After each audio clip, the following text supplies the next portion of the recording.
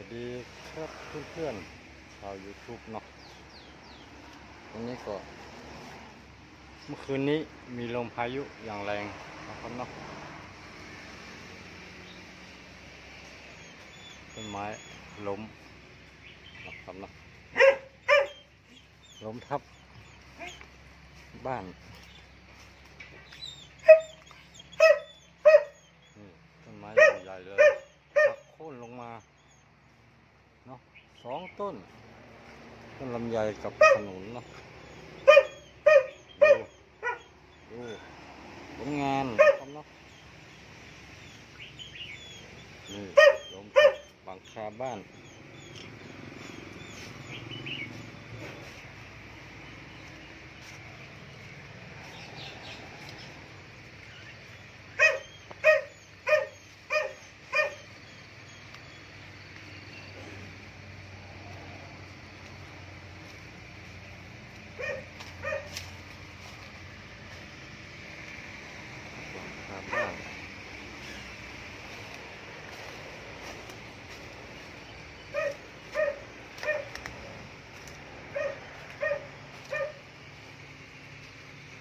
ต้นยังใหญ่เลย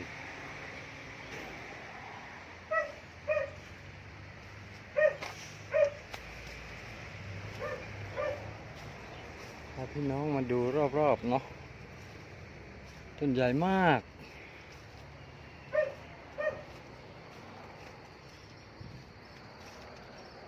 พามาดูรอบๆก่อนนะครับเนาะ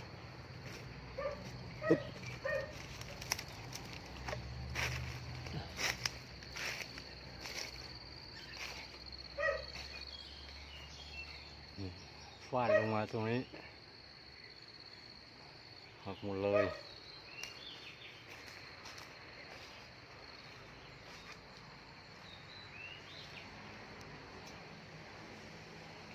ต้นไม้ใหญ่มันเยอะเนาะอันนี้มันก็เลยล้มลงมาลมแรงมากเมื่อคืนนี้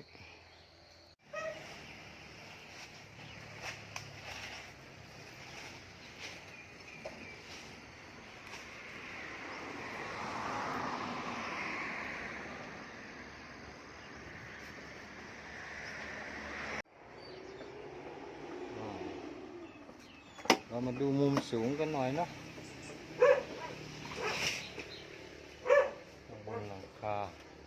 ไม่ใช่บนหลังคาที่ชั้นที่2ครับเนาะ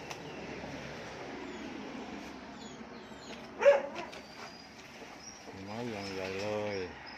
เป็นลำไยแล้วก็มีขนุนครับเนาะเอาไม้ช็อตวันนั้นลงดีกันห้อยตองแตงฮะ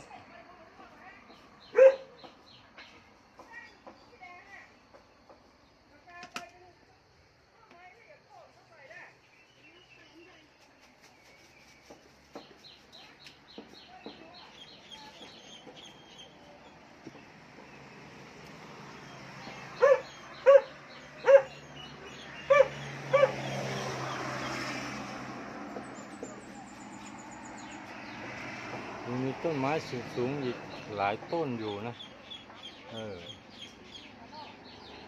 อันตรายนะครับแบบนี้เนาะ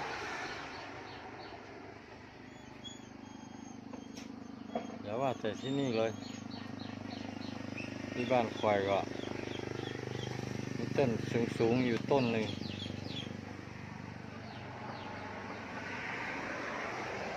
ดู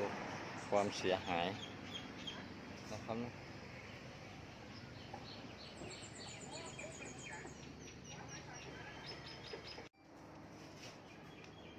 นี่เรามาดูภายในกันภายในตัวบ้านนี่เป็นห้องนอนนะครับเนาะพอดีไม่มีคนอยู่ก็เลยไม่ได้รับความอันตรายเนาะแต่ถ้า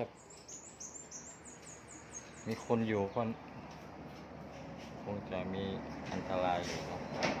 ะ